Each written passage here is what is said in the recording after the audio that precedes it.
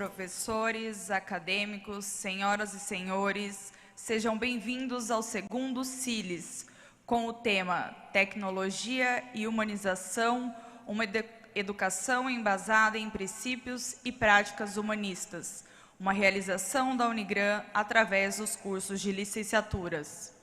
Neste momento, teremos a apresentação do Celebra Unigran.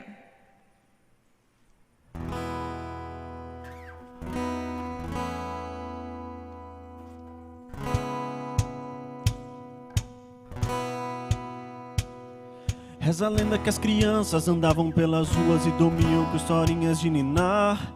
Reza a lenda que houveram adolescentes de armadura e foram contra a ditadura militar. Reza a lenda que as pessoas decoravam faroeste, era chato quem não sabia cantar. Reza a lenda que ouvi de um sonhador, que o presente está carente de amor. Reza a lenda que os livros eram internet, que as cartas eram nosso celular.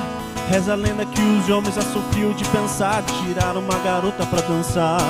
Reza a lenda que as pessoas se encontravam mais e cultivavam o amor. Reza a lenda que ouvi de um sonhador, que o presente está carente de amor. Todo dia é dia pra lembrar que temos tanto a fazer. Seja a diferença, tudo pode estar com você. Eu sei. Reza a lenda que ouvi de um sonhador, que o presente está carente de amor.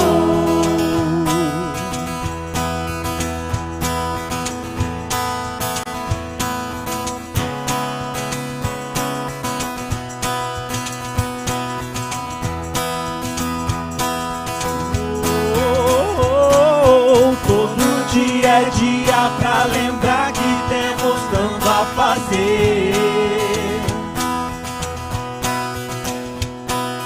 Seja a diferença, tudo pode estar com você. Eu sei. Essa lenda que ouvi de um sonhador, que o presente está carente de amor. Reza a lenda que ouvi de um sonhador, que o presente está carente de amor.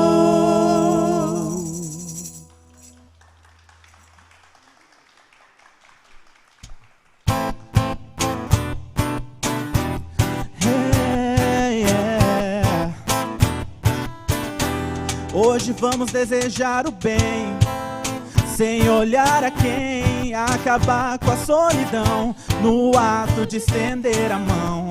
Peça tudo que você quiser, acredite na sua fé. Paz, saúde, vigor, sucesso, alegria, esperança e amor. Aproveite todas as sensações, sinta a chuva te molhar. E quando o sol chegar, deixa esquentar. Tenha dentro do seu coração pureza e verdade. O que você transmite volta com intensidade. Quando não souber o que pedir, peça felicidade. quando não souber o que doar, Doe sua metade. e depois vai sentir a energia e satisfação de ver nascer um novo dia. Oh, oh, oh, oh, oh, oh, oh. Aproveite todas as sensações, sinta a chuva te molhar. E quando o sol chegar, Deixa esquentar. Tenha dentro do seu coração pureza e verdade. O que você transmite volta com intensidade. Quando não souber o que pedir, Peça felicidade. quando não souber o que doar, Doe sua metade. e depois vai sentir a energia e satisfação de ver nascer um novo dia. Oh, oh, oh, oh,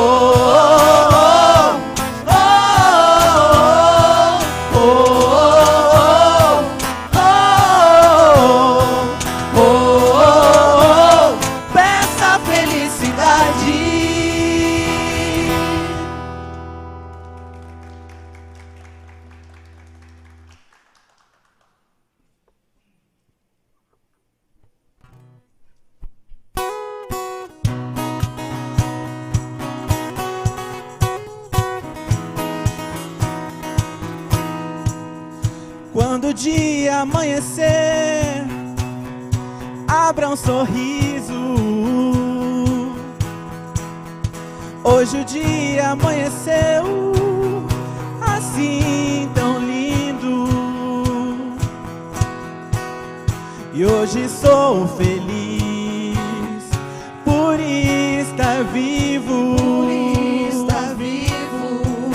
Se o dia amanhecer sem nenhum sentido, não vá se arrepender se sair ferido.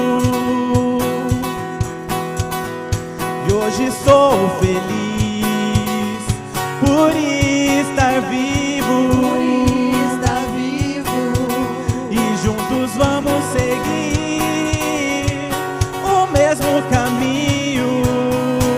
Yeah. Não temos tempo pra depois, a vida passa e o que ficou não volta mais. Tudo é de graça pra você se arrepender do que ficou pra trás. Não temos tempo pra depois, a vida passa e o que ficou não volta mais. Tudo é de graça pra você se arrepender do que ficou pra trás.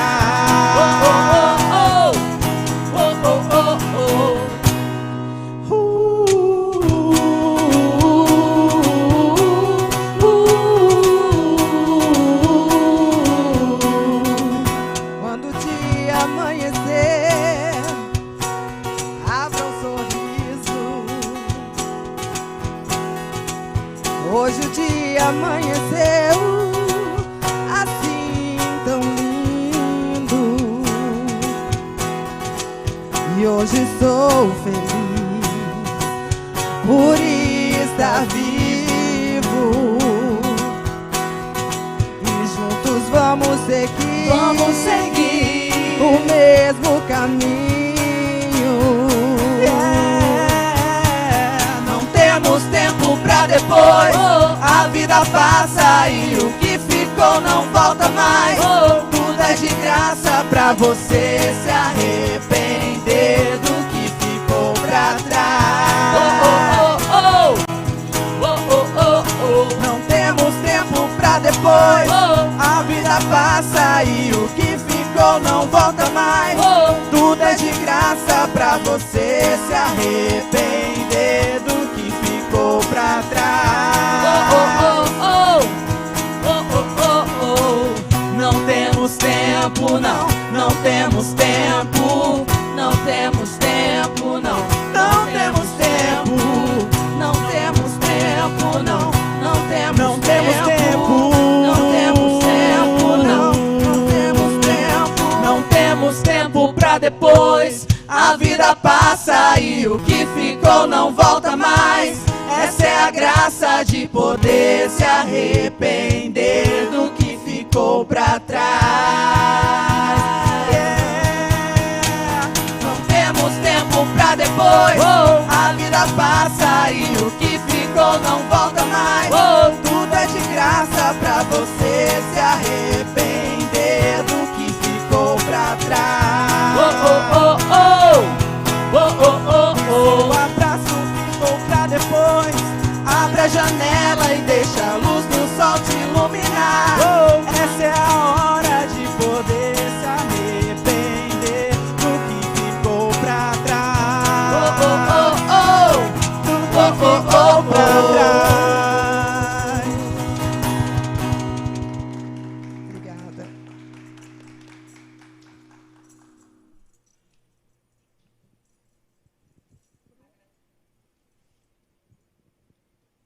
Agradecemos ao Celebra Unigram pela apresentação. Nesta manhã teremos a palestra com o tema Educação das Relações Étnico-Raciais, Conquista e Desafios, com a professora doutora Cíntia Santos Diallo, pós-doutora em Educação pela Universidade Federal do Mato Grosso do Sul, doutora em História, Ensino de História da África pela Universidade Federal da Grande Dourados, mestre em Educação de Políticas Públicas pela Educação, pela Universidade do Sul de Santa Catarina, licenciada em História e em Pedagogia, docente da Universidade Estadual de Mato Grosso do Sul, coordenadora do Centro de Estudos, Pesquisa e Extensão em Educação, Gênero, Raça e Etnia, membro do Conselho Editorial Revista África e Africanidades, membro da Associação Brasileira e Pesquisadores Negros e Negras, organizadora e autora do livro História da África, Múltiplas Aprendizagens e membro da Associação de Investigadores Afro-Latino-Americanos e do Caribe. Com a palavra, a professora doutora Cíntia Santos Diallo.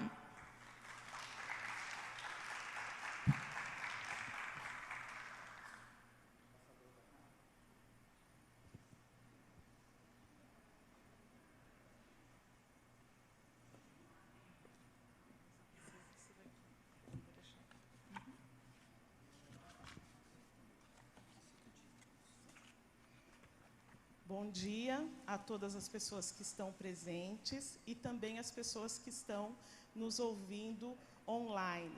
Eu agradeço o convite, feito pela professora Gisele, para que eu estivesse aqui hoje falando com vocês a respeito da educação das relações étnico-raciais.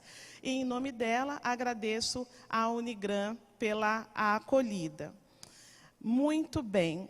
Falar sobre educação antirracista é mais do que necessário no cenário que nós estamos vivendo, local e globalmente, no aumento da intolerância, do racismo, das discriminações correlatas, não só em relação às pessoas negras, mas também aos imigrantes, às pessoas pobres, às mulheres, às pessoas que fazem parte do grupo LGBTIQIA+, não sei se eu esqueci alguma letra ou não, me desculpem. Então, há, no momento, várias frentes de luta para poder superar essas desigualdades. Entre elas, nós temos a educação, o chão da escola. É um lugar, por excelência, para que possamos veicular o aprendizado do bem viver, do respeito ao outro, ensinar que as diferenças não devem hierarquizar as pessoas e que as diferenças existem, Somos realmente todos diferentes, mas não somos melhores nem piores do que ninguém. Eu não gosto daquela frase que muitos professores usam na escola: nós somos todos iguais, respeite o seu amiguinho. Aí ele olha para o amiguinho e vê que ele é diferente. Não, nós somos diferentes, mas essas diferenças devem ser respeitadas e valorizadas. Vamos lá. Eu vou ficar próxima aqui dessa tela, porque meus óculos quebraram e eu não consegui ainda pegar a nova cópia. Então, quando nós falamos do racismo no ambiente da escola, isso não quer dizer que o racismo está só lá. O racismo está posto em toda a sociedade e a escola não é algo que paira sobre a sociedade acima do bem e do mal. Então, o racismo também é produzido e reproduzido nesse espaço. Entretanto, quero chamar a atenção que o racismo não é culpa do docente. O docente não é o único responsável pela disseminação do racismo. Há toda uma estrutura de representações sociais, econômicas e políticas que fazem com que o racismo permaneça. Mas é importante percebermos que o professor pode ser um forte aliado no combate ao racismo e na promoção da igualdade social. É sempre bom lembrar que, apesar do racismo posto, há muitos professores negros e não negros que têm se aliado no combate à discriminação racial, em especial, que é o nosso tema aqui, no ambiente escolar. Para falar sobre esse momento agora, né, nós precisamos recuperar um pouco da história do negro no Brasil. Então, rapidamente, o que acontece? O que aconteceu? Nós fomos sequestrados lá no continente africano. Antes de chegarmos aqui, tínhamos as nossas histórias, os nossos modos de ser, de viver, de estar junto com o outro. Constituímos reinos, grandes reinos, reinos menores, comunidades tradicionais. E quando fomos sequestrados, chegamos aqui no continente americano, em especial no Brasil, e fomos reduzidos à condição de escravizados. Esta condição de escravizado roubou toda a nossa humanidade. Nós fomos brutalizados, transformados em mercadoria, seres ahistóricos, tanto que hoje nós ainda estamos na busca, né, na conquista desta humanidade que nos foi negada. Quando entramos em algum espaço, qualquer, seja ele público ou privado, o que chega em primeiro lugar é o nosso corpo negro. E esse corpo negro marcado por uma série de estereótipos, de preconceito, de desumanização. E à medida em que adentramos esses espaços, nós temos que fazer diversos esforços para demonstrar que temos, sim, a nossa humanidade, que ela deve ser respeitada. Muito bem, no pós-abolição, passado o período de escravidão, é importante falar que durante a escravidão esse processo não se deu sem resistência. Os quilombos é a resistência mais discutida, mas para além dele, a sabotagem do trabalho, o assassinato dos senhores, o suicídio também. Então foram várias formas de resistência àquela condição da escravidão. Vencido ou não esse momento, nós vamos vivenciar o pós-abolição. No pós-abolição, e é uma frase utilizada pelo Florestan Fernandes, negros e negras, agora libertos, foram deixados à própria sorte. Não houve uma política, um processo de integração econômica ou de integração social. Não sei se a palavra integração é a melhor. Mas, enfim, um processo que auxiliasse essa saída da escravidão para a vida livre. Eu, por outro lado, acho que ainda bem que nós ficamos à própria sorte, porque nós fomos desenvolvendo metodologias, tecnologias para a sobrevivência.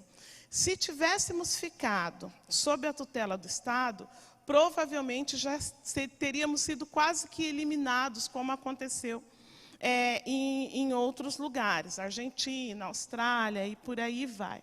Né? Nesse processo de resistência, nós convivemos também com a teoria, final do século XIX, final do século XX, final de 18, início de 19, com a teoria do branqueamento. O Brasil se viu com aquele imenso contingente, né, de pessoas negras libertas e com o ideal de se tornar um país moderno. E aí surgem as teorias do branqueamento, né, entre um dos teóricos, José Batista Lacerda, que entre várias teorias que surgiram é que no decorrer de algumas gerações o Brasil se tornaria um país branco. Qual o mecanismo que foi utilizado para isso? As sucessivas imigrações, né, de europeus que chegaram aqui no final de 19, início de 20. Eu falei errado anteriormente. Final de 19, início de 20 é o período que eu estou falando. Entretanto, esse branqueamento não se deu. Não se deu mesmo. Hoje nós somos mais de 50% da população. Na década de 30, com o livro Casa Grande e Senzala, inaugura-se o mito da democracia racial. Ou seja, a ideia falaciosa que negros, indígenas e brancos conviviam harmonicamente aqui no nosso país e que nós não tínhamos experiências de racismo e discriminação. Essa ideia, né, chegou à ONU lá na década de 50, que mandou uma comitiva aqui no Brasil para poder entender como é que um país, né, consegue, então, conviver com diversas identidades harmonicamente. E aí a própria ONU, nas suas pesquisas, identificou que isso era uma falácia. Mas como as coisas demoram a chegar no Brasil, demoram a chegar no tecido social, essa crítica ao mito da democracia racial, ele é muito recente. Ele começou no movimento negro e, no decorrer, né, das décadas e das lutas, o mito da democracia, a crítica ao mito da democracia racial foi encontrando eco em outros espaços, na academia, nas instituições públicas. Enfim, hoje já se fala, né, abertamente, já se sabe que o mito da democracia racial no Brasil não existe. Bom, nesses séculos, né, negros e negras têm passado por diversos processos de invisibilidade, de exclusões, de subalternidade, mas isso não se dá sem resistência. O nosso movimento, ele é invisibilizado. As pessoas falam, mas o que o movimento negro faz? Não está fazendo nada. Nós fazemos muita coisa. E esse movimento negro, tanto do ponto de vista do movimento sociológico, nas escolas, na universidade, e é graças a esse movimento que a gente tem resistido e conseguido algumas conquistas, como, por exemplo, a Lei 10.639, que tornou obrigatório o ensino de África e afro-brasileiros, né? A própria lei de cotas nas universidades, enfim, alguns processos de avanço a gente consegue perceber.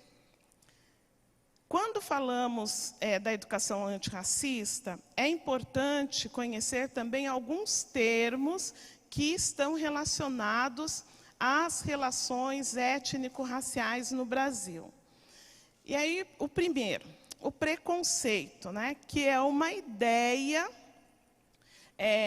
pré-concebida a respeito do outro, que está no campo da subjetividade. E aí é por isso que eu uso aquele quadrinho, aquele símbolo do HD, do pensamento. Aí, o exemplo ali, aquela moça, se fosse branca, seria linda, né? Ou então, a respeito da família, lá embaixo. Que família diferente deve ser jogador de futebol ou traficante. É difícil, ou pagodeiro, encontrar ou pensar numa outra racionalidade, numa outra possibilidade, como, por exemplo, um professor universitário, um profissional liberal, uma pessoa que tem um comércio. Dificilmente as pessoas pensam sobre isso, né? E, por último, em relação às crianças, eles são uma fábrica de produzir bandidos. E não conseguem racionalizar, né, esse processo de exclusão, a falta de oportunidades, né, uma seguridade social que nós não temos, que nos leva a essa condição.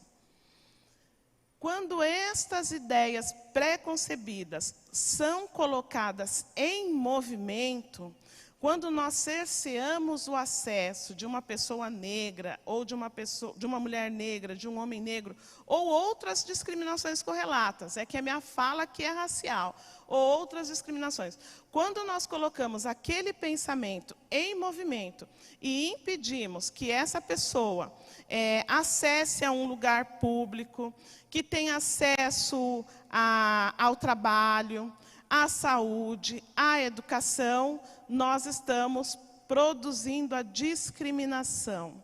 E aí uma definição dos Santos, a discriminação direta, injúrias ou cerceamento a acessos ou oportunidades. Tem alguns quadrinhos aí que mostram essa condição de discriminação. Lá em cima, a mulher sendo tratada, né, com desprezo, com negligência pelo farmacêutico. Embaixo, o segurança do supermercado fala o seguinte: o que veio comprar aqui? Banana? E aí o outro responde: não, eu sou um delegado, vim para investigar um caso de racismo. E por aí vai. Embora essas tirinhas tenham a intenção de denunciar o racismo, elas reproduzem algumas coisas, como, por exemplo, né, o rosto das pessoas, né, das pessoas negras. Essa boca muito grande, o nariz muito largo, enfim. Às vezes as pessoas querem ser antirracistas, mas escorregam em algumas coisas. E mais um pouco da definição: existe discriminação sempre que uma pessoa for impedida de exercer um direito, como, por exemplo, o trabalho, ou não possa usufruir das mesmas oportunidades e tratamento em função da sua raça, sexo ou idade. Prosseguindo. Os estereótipos, né? Os estereótipos são marcas, atributos a um grupo de pessoas. Geralmente, quando se fala algum comentário depreciativo em relação ao negro, nunca é em relação àquele negro, mas sempre ao grupo de negros, né? Então, o homem negro é perigoso, o homem negro é agressivo, a mulher negra tem uma tendência a uma sexualidade mais aflorada. Enfim, são marcas que a sociedade vai atribuindo, né, a diferentes grupos. Então, atributos dirigidos a pessoas, a grupos, formando um julgamento a priori, um carimbo, né? Uma vez carimbado, os membros do determinado grupo, como possuidores deste ou daquele atributo, as pessoas deixam de avaliar os membros desse grupo pelas suas ideias, pelas suas reais qualidades, e passam a julgá-las. E aí, na figura, tem um senhor que pergunta acerca da escassez de alimento. O africano responde: o que é alimento? Como se na África só houvesse fome, guerra, doenças. Depois a pergunta vai para o europeu: mas o que é escassez? Como se a Europa fosse um ambiente só de abundância e prosperidade, e isso não é verdade. Tem muitas pessoas que moram na rua, sem teto, sem acesso a uma série de coisas. Os imigrantes estão nessa condição, mas os europeus, nos últimos 15 anos, também têm passado por essa condição de empobrecimento, é importante falar. Depois, os americanos: o que é o resto do mundo? Porque, para eles, né, o mundo não interessa, né, o que é escassez, porque eles são os maiorais, eu acho que é assim mesmo que eles colocaram, né? E o que é o resto do mundo? Para eles não existe. Mas dos estadunidenses a gente não pode falar nada, né? Vamos deixar assim como está. E, por fim, que ficou ali encoberto, aparece um árabe, né, fazendo uma observação sobre a fome no espaço deles, né, no espaço árabe, como se a fome não existisse. Então, esses são os exemplos de estereótipo. Racismo, né? Racismo é a ideia de que existem raças superiores. Uma raça superior à outra. E aí vocês vão me dizer o seguinte: Cíntia, raça, do ponto de vista biológico, não existe, né? Somos todos pertencentes a uma raça só. As nossas diferenças são tão pequenas que não podem nem ser quantificadas, né? Nem podem ser divididas assim, em diversas categorias de raça humana. Tudo bem, eu entendo isso. A antropologia, desde o início de 20, já fala sobre isso. O genoma, na década de 90, deixou esse ponto pacificado, né, o mapeamento do genoma. Entretanto, quando eu falo a palavra raça no tecido social, essa palavra surge um efeito. a de racialização de corpos humanos. Então, quando nós falamos em raça, não é a raça do ponto de vista biológico, mas a raça do ponto de vista social, que esse termo está posto na sociedade, né? Por daí a ideia de racismo, que o Silvio de Almeida nos ajuda a compreender, né? Não se trata apenas de um ato discriminatório, ou mesmo de um conjunto de atos, mas de um processo em condições de subalternidade e privilégio, que se distribui entre grupos raciais, que se distribuem entre grupos raciais, se reproduzem no âmbito da política, da economia e das relações cotidianas. Essa ideia de raça social hierarquiza grupos e pessoas e remete um determinado grupo a uma condição de privilégio e outro grupo na condição de exclusão e desigualdade. A foto ilustrativa aí, deixa eu ver se eu coloquei o ano. Acho que eu não coloquei. 2011. Os formandos no curso de medicina e os formandos, né, enfim, os formandos não, os que tomaram posse, concursados na função de garis no Rio de Janeiro. Vejam, essa disparidade é gritante. Não é possível que esse grupo de pessoas negras não tenham condições, né, cognitivas de chegar à universidade. O que falta, de fato, é a oportunidade para que essas pessoas cheguem lá, né? E se nós falamos tanto de negros até agora, né, preconceito, discriminação, racismo, nós precisamos falar também das pessoas brancas, que também são racializadas, mas que ainda a discussão sobre isso é muito recente. Então, se existe raça negra nesse tecido social, existe também a raça branca. E o que é ser branco no Brasil, né?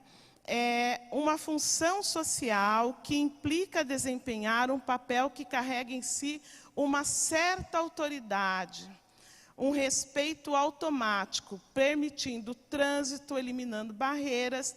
Ser branco no Brasil não exclui ter sangue negro e sangue indígena. Vamos falar primeiro sobre essa condição de passar, né, em qualquer lugar, ter essa autoridade, os caminhos todos abertos. Aqui, alguém já viveu a situação de ser perseguido, literalmente, num supermercado? Aí no chat, se vocês já vivenciaram, coloquem sim ou não, que alguém deve estar acompanhando depois para nos dizer.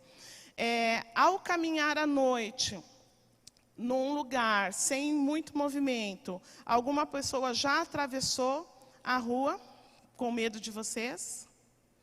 Já foram barrados em algum hotel com a desculpa de que não há mais vagas? Já foram pegar um táxi, né, estender a mão, ver que o táxi está vazio, o táxi não parar para vocês? Já tiveram um tratamento negligenciado no hospital? Já perceberam que não foram admitidos a um posto de trabalho em decorrência do seu pertencimento racial? Então, vejam, né? Esses exemplos ilustram essa condição de privilégio das pessoas brancas. E aí eu sempre falo, não estou culpando ninguém por isso, entendeu? Nem pelo privilégio, nem pela desigualdade. Não é um mimimi, mas como as coisas estão postas na sociedade. Um outro exemplo, caminhando pelo nosso centro comercial aqui em Dourados. Quantos negros e negras vocês veem trabalhando? Indígenas, então? Não, nós não vemos. Onde estão essas pessoas? Não está no comércio, não estão nos bancos, no comércio, no serviço, nos serviços públicos, pouquíssimos. E as pessoas que são responsáveis por essa admissão, será que pensam sobre isso? Será que a empresa pensa sobre a importância da diversidade, sobre a importância de oferecer oportunidade para os diversos grupos? Eu acho que isso é muito... Esse pensamento, né, essa crítica ainda é muito pequena aqui na nossa região. Ainda um pouco sobre as desigualdades. Alguém me avisa sobre o tempo, tá? Me dá um sinalzinho assim que eu vou adiantando. Sobre as desigualdades raciais, negros e negras estão em piores condições ou em menor representatividade no que diz aos cargos gerenciais, pessoas abaixo da linha de pobreza, a população negra ela é sobre-representada, né? A taxa de analfabetismo também se encontra maior entre as pessoas negras. A violência atinge mais pessoas negras. Quase não somos representados, né, na Câmara, na Assembleia, né, Federal. E lá embaixo o nosso trabalho é subutilizado. Vale aí uma observação, eu estou falando pessoas negras, e esses dados do IBGE, ele coloca pessoas pretas e pardas. Então, os indicadores no Brasil pegam os dados de pretos e pardos para poder formar a categoria negros. E na escola, né? Demoramos, mas chegamos lá. Como é que estão essas relações étnico-raciais? Vou colocar aqui um pouco para vocês de como as crianças negras, né, foram tratadas ou são tratadas de 90 até o início dos anos 2000. Enfim, essa condição étnico-racial nessas últimas décadas. Então, as primeiras pesquisas começaram em 80 e 90, né? E o que se observa é um ritual pedagógico do silenciamento, né? Silenciamento da história, da luta dos negros, silenciamento do racismo. Por parte dos professores, quando percebiam algum tipo de discriminação, eles se silenciavam também e ocultavam a situação. A criança negra, julgada e culpada pela sua lentidão, indisciplina, que essa criança era negligenciada na família. E aí, quando eu pergunto, né, para as pessoas negras, lá na década de 80, 90, como é que foi o percurso formativo e percurso escolar dos seus tios, pais? Ai, mas reprovaram tanto, 3 anos de quinta série, 2 anos de sétimo, que acabaram desistindo. E o racismo influencia bastante nesse fracasso escolar. As crianças negras, por outro lado, desconfortáveis, né, sem condições, né, de assumir a sua identidade racial. Se hoje, com tanta informação, é difícil, né, mesmo para nós que somos antirracistas, para educar nossos filhos para se posicionarem, imagine algum tempo atrás, né? Seguindo, nos anos 2000, nas pesquisas, continuam identificando os comentários depreciativos em relação ao fenótipo do cabelo, cor do cabelo, cor de pele, nariz. A criança ainda se sente impotente para reagir diante dessa situação, se cala ou parte para a violência. As crianças brancas se sentem muito à vontade para expressar os seus comentários, porque elas não sofrem nenhum tipo de medida que possa chamar a atenção dessa criança, orientá-la para um outro tipo de comportamento. A estratégia, se lá nos anos 80 e 90 os professores se silenciavam, o que tem sido observado agora é que, ao invés da professora negra discutir o problema do preconceito ou da discriminação, ela vai dizer o seguinte: olha, mas tal menina negra é tão linda, tal menino negro é tão inteligente, mas não se refere ao ato produzido pela outra criança, né, o ato de discriminação. O afeto, sobretudo com as crianças pequenas, o afeto distribuído pelos professores ainda é um afeto desigual. As famílias são tratadas de formas diferentes, né, no ambiente escolar. Essa frase, nossa criança, por todo o condicionamento sociocultural, do ideal de beleza, padrão europeu, possui autoimagem e autoestima baixa. Consequentemente, ela será um adulto com problemas de identidade. Isso foi falado em 1991. Hoje, em 2022, nós já temos uma outra percepção da identidade negra. Por isso que eu trouxe essa menininha aí, com o Black Power, com uma fita no cabelo, ou seja, se lá em 91 nós identificamos um problema sério na construção da identidade negra, hoje nós já percebemos que, apesar de todos esses processos de exclusões, essa identidade tem sido mais forte, né?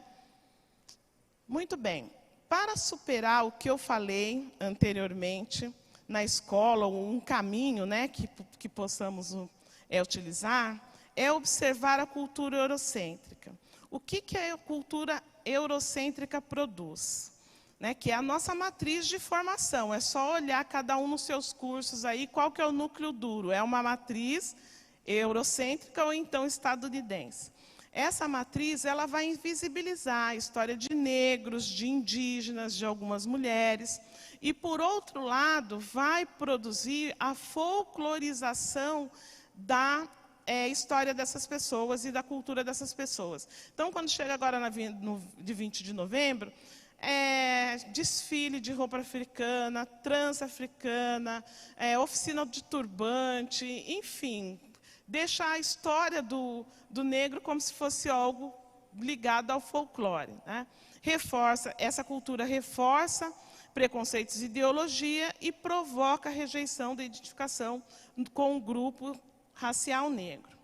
A consequência da discriminação para as crianças negras: sentimento de inferioridade, inadequação social, potenciais comprometidos e, lá no limite, o fracasso escolar. Né? Tudo isso é muito difícil de superar, mesmo para aqueles que vocês falam, chegou lá, mas essa discriminação cotidiana no ambiente escolar é difícil para as crianças superarem, e quando a gente chega na vida adulta ainda tem resquício do que viveu, dessas vivências.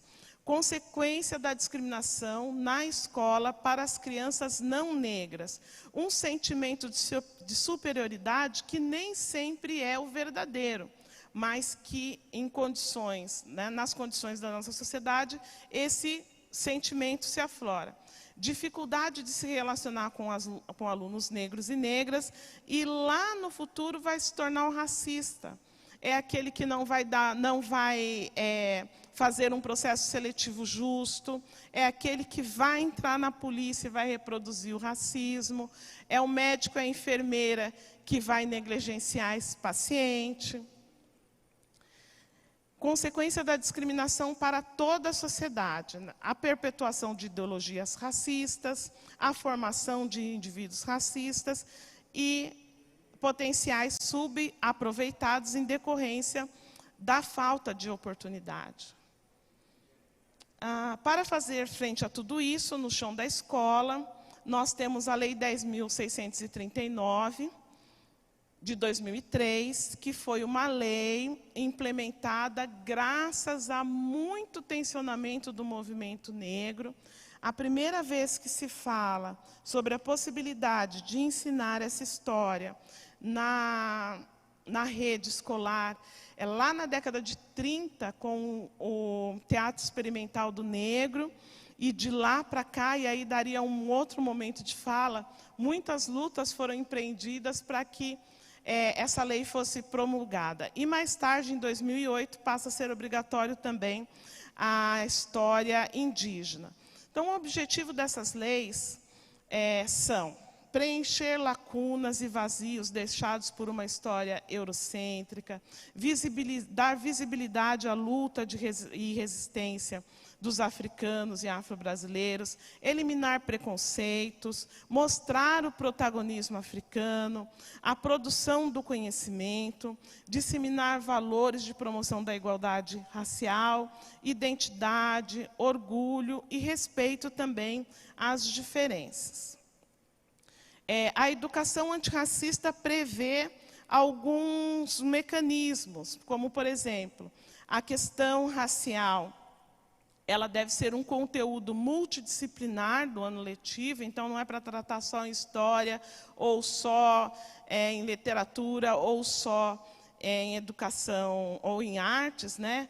A educação antirracista reconhece o problema do racismo no Brasil, repudia qualquer atitude preconceituosa, incorpora aos conteúdos do currículo escolar, de fato, a história do povo negro e constrói coletivamente alternativas pedagógicas de recursos didáticos adequados. O que falta para consolidar essas leis? Formação continuada, formação inicial, que ainda é muito... Essas duas são muito frágeis.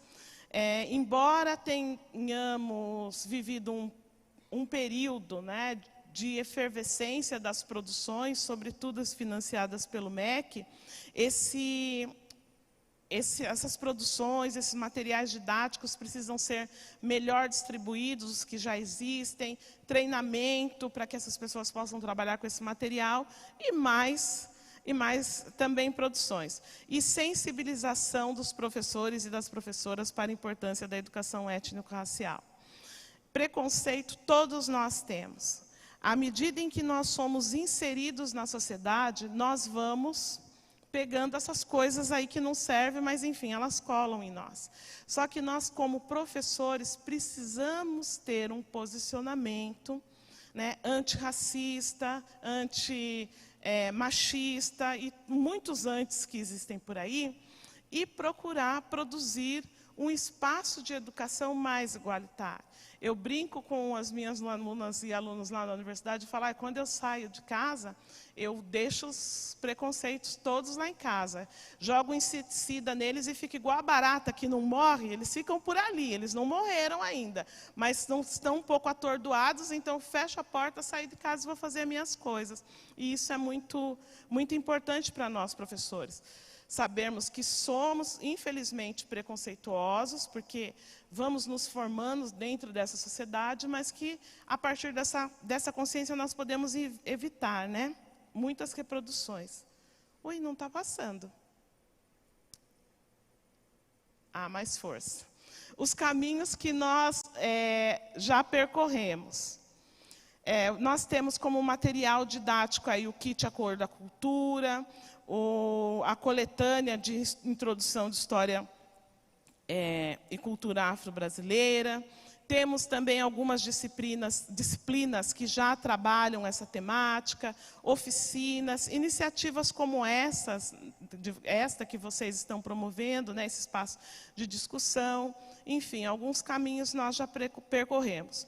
E os primeiros frutos. No chão da escola, nós vamos identificar, primeiro, a valorização, aí, entre aspas, da cultura negra e da estética negra. Em que momento isso ocorre? Lá no 3 de maio, muito discutido, mas algumas discutido e criticado, algumas escolas ainda comemoram, e no 20 de novembro. Então, são ações pontuais. Depois, as pesquisas vão indicar que existem algumas escolas que já conseguem incluir, de fato, essa história no seu currículo escolar, provocando mais debates, questionamento, conhecimento dessa história produzida que nasceu muito antes de chegarmos aqui no continente americano, na condição de escravizados. E as iniciativas mais raras são as iniciativas pautadas na educação antirracista, né, com foco no enfrentamento de fato das formas de preconceito no dia a dia escolar, que busca o diálogo, né, e toma atitudes que procuram evitar o silêncio das instituições, das pessoas, e envolve negros e não negros nessa luta antirracista. E aí, para terminar, como nós falamos da educação, né, aqui é a homenagem a algumas crianças que perderam a sua vida dentro desse processo terrível de exclusão que nós vivemos, né, bala perdida, quase todas elas nessa situação aí de violência. E, por último, para encerrar, uma fala do Nelson Mandela, que ele proferiu logo depois que ele foi liberto. Como vocês sabem, ele foi um ativista sul-africano, foi um ativista contra o apartheid,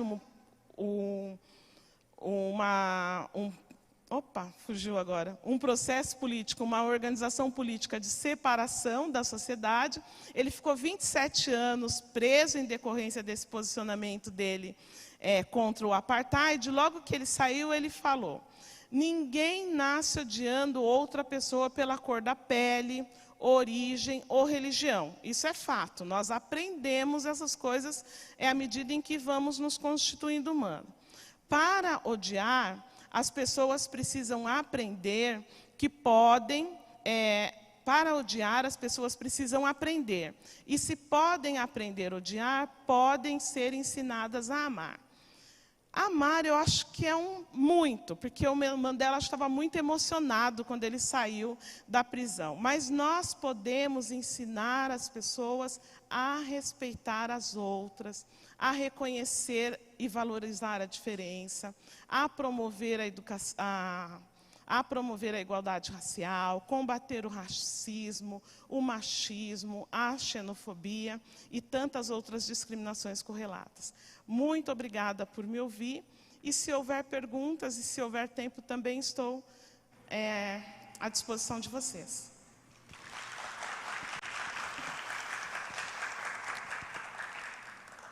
Abriremos neste momento para algumas perguntas. Professora, a primeira pergunta que nós recebemos foi: o que se observa na relação entre as crianças negras e as crianças brancas na escola? Nós observamos interações amistosas, mas também observamos as interações que produzem discriminação. Isso daí não podemos negar. Há as relações positivas e as relações negativas. O que nós temos percebido, e aí acompanha, né, o que eu mostrei ali na pesquisa, que é um momento de silenciamento da criança, da escola, mas em função desse desenvolvimento, né, da identidade racial, do reconhecimento racial, algumas crianças conseguem se posicionar, outras não. Ou seja, o que acontece na escola entre crianças também é o que acontece entre adultos na sociedade. Né? Há relações amistosas e também há relações de discriminação e intolerância racial. A outra pergunta é: o que a escola pode fazer para desconstruir tantos preconceitos? Sim. A escola pode, por meio do seu currículo, trazer outras histórias, outros saberes, outras vivências que são invisibilizadas por essa matriz que nós temos aí. E não precisa também falar, olha, agora nós vamos falar sobre negro, ou sobre imigrantes, ou sobre indígena. Esse conteúdo pode aparecer numa produção de texto, numa interpretação de texto. Se eu uso, por exemplo, um texto que fale sobre as princesas, vamos lá no limite, né? Eu posso usar o mesmo texto, com o mesmo objetivo, trazendo a história indígena, a história do negro.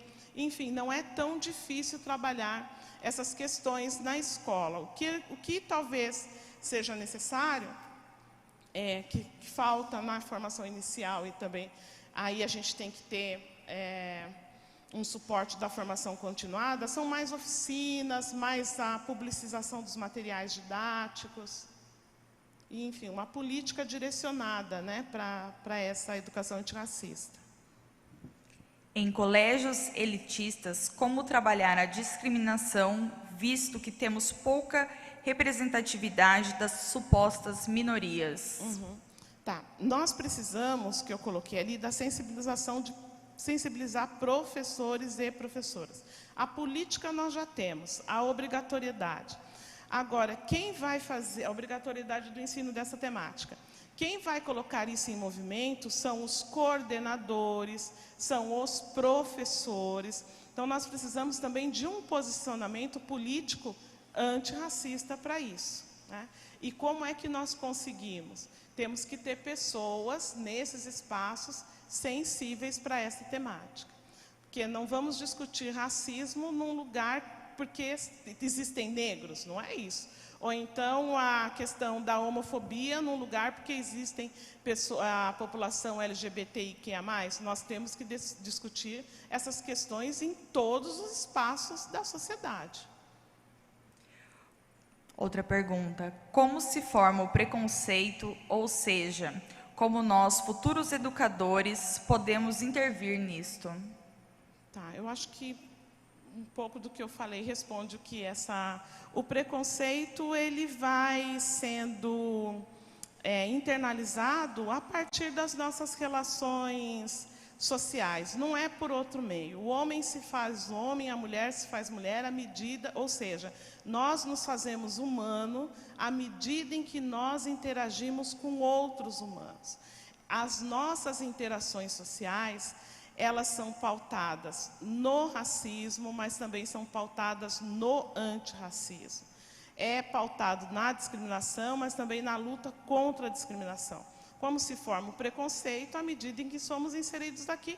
O preconceito ou não o preconceito pode ou não ser adquirido a depender da experiência dessas pessoas, como elas recebem essas experiências, porque nós sabemos que não somos uma folha em branco, nós recebemos informações do meio em que nós interagimos, mas também resistimos ou não a essas informações. Então, esse é o processo de construção do preconceito. E na escola, como é que nós vamos desconstruir esses preconceitos? A partir da valorização da história do outro. O negro precisa chegar no livro escolar da mesma forma que a história do europeu chega. Não pode ter diferença. Porque se essa história chegar de forma desequilibrada, hierarquizada, essa história, essa cultura, aí já está posta uma tendência de desigualdade.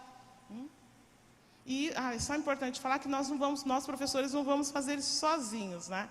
Nós dependemos de política pública para essas questões.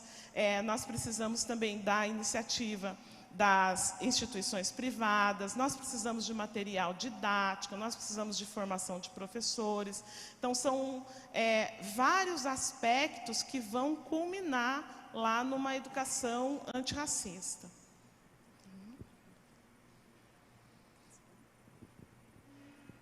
Bom dia.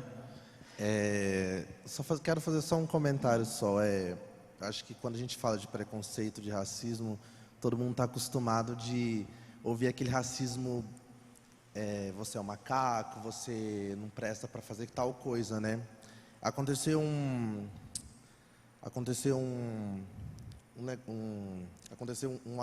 fato parecido com isso comigo recentemente. Eu saí da sala, era 10 horas já, hora de ir embora da faculdade. Eu saí da sala, eu entrei no banheiro, fiquei dentro do banheiro. E aí entrou 3 meninos dentro do banheiro. Eu não sei que curso que eles são, mas eles entraram dentro do banheiro. Acho que eles iam fazer um seminário, ia fazer alguma coisa nesse sentido. Era de leis, de alguma coisa assim. Falaram assim: o professor pediu para a gente fazer um seminário. Eu não quero fazer o seminário sobre aquele sujo, ele falou. E eu estava dentro do banheiro. Aí eu acho muito engraçado que quando a pessoa é racista, a pessoa é preconceituosa, ela sabe que ela é. Tanto que quando ela falou assim, vamos fazer um seminário sobre o sujo, o menino que estava com ele falou assim: para de falar assim. E começaram a dar risada. Mas aí outro menino perguntou: mas quem que é? Eu não quero fazer sobre os indígenas, não quero fazer sobre os índios, não quero fazer sobre o sujo. E aí eu estava dentro do banheiro, e eles começaram a dar risada, e começaram a fazer chacota. E aí eu saí do banheiro. No que eu saí do banheiro, Eu queria ter falado, mas eu estava muito cansado. Era 10 horas da noite, eu queria ir embora. Eu falei, eu não vou falar nada. Eu só saí e olhei. Eles ficaram com tanta vergonha, que saíram de dentro do banheiro vermelho. Eu não sei de que curso que eles são, mas eles falaram nesse sentido. Eu acho que quando a gente fala de racismo, de preconceito, a gente está acostumado de... Ai, você é um macaco. Ai, você... Sabe, esse racismo bem mais crucial. Acho que quando a gente fala de racismo, é nessas pequenas atitudes, nessas pequenas coisinhas, assim. Tanto que quando você começou a falar de mercado, perseguir em mercado, perseguir em loja, começou a dar gatilhos na minha cabeça. Tanto que a gente começa a chegar em alguns lugares e a gente é mal olhado. A gente olha a gente de forma estranha. Ah, porque é indígena... Porque a indígena não sabe falar, porque a indígena não sabe se portar, porque a indígena não sabe... A gente tem esse preconceito. E eu acho muito interessante, porque às vezes... Porque é muito legal quando alguém vai na frente e fala sobre preconceito, sobre racismo, sendo uma pessoa branca. Mas quando é uma pessoa preta e uma pessoa indígena, a gente sabe o que a gente vive. A gente passa por isso. E recentemente eu passei por isso e eu, sinceramente, se eu pudesse voltar lá atrás, eu teria falado. Mas porque era 10 horas da noite e eu saí cansado da sala, eu falei, não, eu vou embora. Lavei minha mão e saí de dentro do banheiro. E eu queria só fazer esse comentário só, porque às vezes a gente está acostumado com esse racismo mais crucial, de xingar de macaco, de bater porque você é preto, de bater porque você é indígena, de bater porque você é LGBTQIA+. A gente está acostumado com isso, mas esses... pequenos detalhes que acabam tornando a gente esse tipo de pessoa. Qual que é seu nome? Meu nome é Léo. Léo? Obrigada, Léo, por compartilhar conosco essa experiência. E você está correto. O racismo ele se manifesta por diversas práticas, desde as mais sutis até aquelas que são mais evidentes, como você falou. E que elas não param só no xingamento, porque se fosse só xingamento seria triste, mas a gente daria um jeito. O problema é que o racismo ele mata as pessoas, encarcera as pessoas. Nós, negros indígenas, temos os nossos corpos vigiados a todo momento, a todo momento. Pode passar 10 pessoas brancas por aqui. Se passar uma pessoa indígena ou uma pessoa negra, essa pessoa vai ser notada. Então, nós vivemos uma experiência da não realização do nosso ser.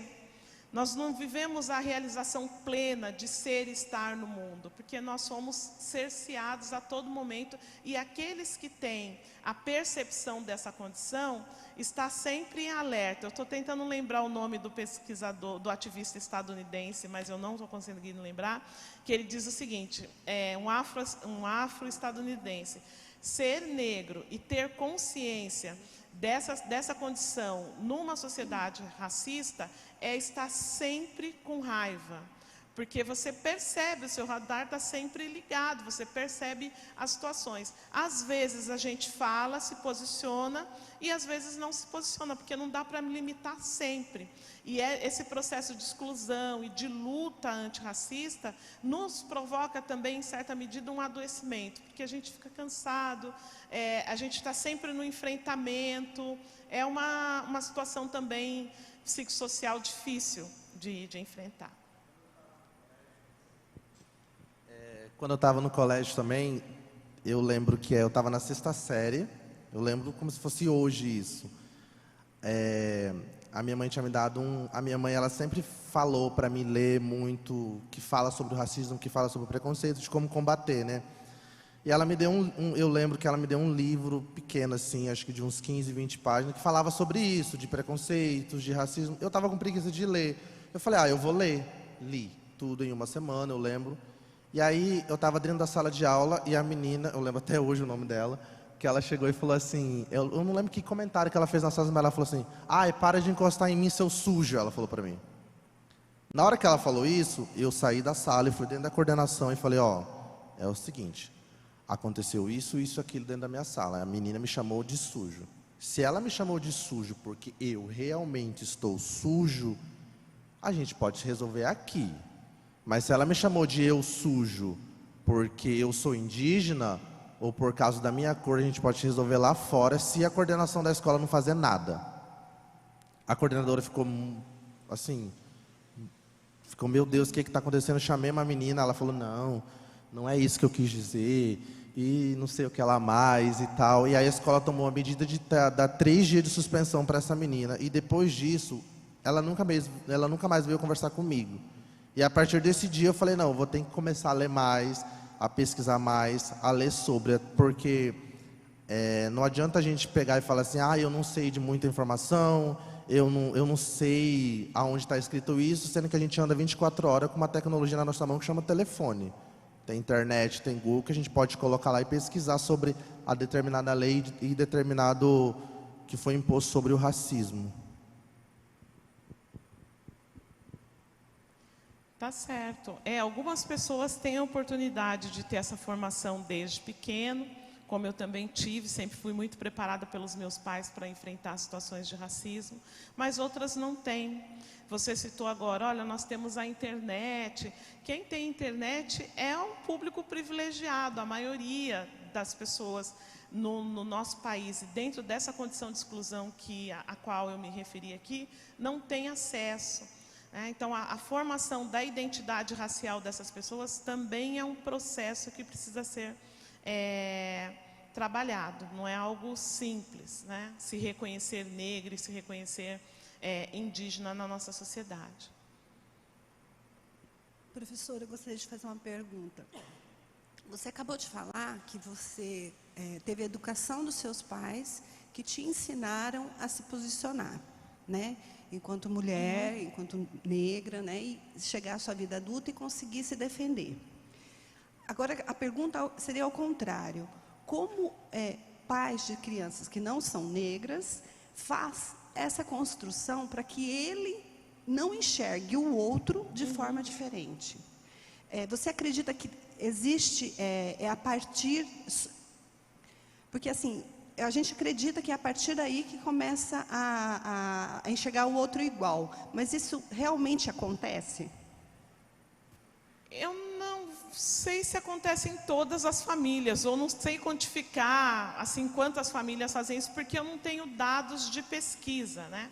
Mas o que eu posso dizer é que é importante que as famílias não negras e não indígenas falem sobre o preconceito, a discriminação. É importante que esses pais preparem os seus filhos para o reconhecimento e valorização da diferença. Porque, como eu falei para vocês anteriormente, a luta pela promoção da igualdade racial, ela se dá em várias frentes. E nos últimos anos, o que nós temos ouvido falar muito é da parceria com as pessoas brancas nessa luta antirracista, porque não é um problema do negro, sinceramente não é. Nós viemos para cá porque fomos sequestrados lá e agora estamos aqui. Não foi um problema criado por nós, entendeu? Nós não estamos numa situação de privilégio, nós não estamos num espaço de poder e decisão. Quem é que vai poder ser quem vai poder ser os nossos aliados nessa luta? São as pessoas brancas. O antirracismo é de todos, porque uma sociedade antirracista, ela é uma sociedade boa para todo mundo. Porque você vai ter um acesso a bens, não só econômicos, mas culturais, sociais, mais equilibrado para todas as pessoas. A desigualdade que nós vivemos aqui no Brasil, que muitas pessoas falam que é uma desigualdade de classe. Não, é uma desigualdade racial, porque 70% das pessoas mais pobres no nosso país são pessoas pretas e pardas. Então, veja, a pobreza tem cor no nosso país. Eu não sei se eu consegui te responder. Sim. Alguém mais? Só isso. Convidamos o professor Gustavo Balbueno, do curso de História e Geografia, para fazer a entrega de uma lembrança à professora Cíntia. Eu gostaria só de fazer uma observação, que a igualdade racial, a igualdade de gênero, a igualdade étnica, é o horizonte. E vocês sabem que quando a gente caminha, né, o horizonte está sempre lá, mas a gente não chega. Mas à medida em que nós caminhamos para esse horizonte da promoção da igualdade, nós vamos transformando alguma coisa por onde nós passamos. Porque não dá para falar, daqui 20 anos nós vamos ter superado o racismo. Não sei, mas daqui 20 anos, se a intenção continuar sendo superar o racismo e as outras discriminações correlatas, algumas mudanças nós vamos perceber. E isso é muito importante, que a gente tenha um horizonte e ao caminhar no sentido de encontrar esse horizonte, a gente transforma os lugares por onde nós passamos. Muito obrigada.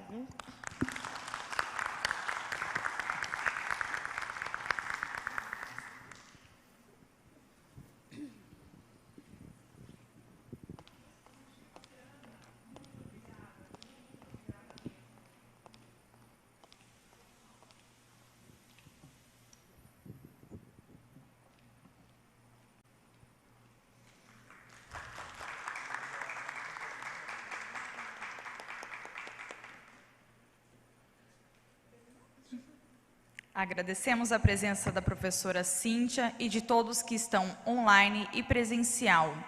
E lembrando que hoje à noite teremos a palestra Tecnologias Digitais com a professora Juliana Passini.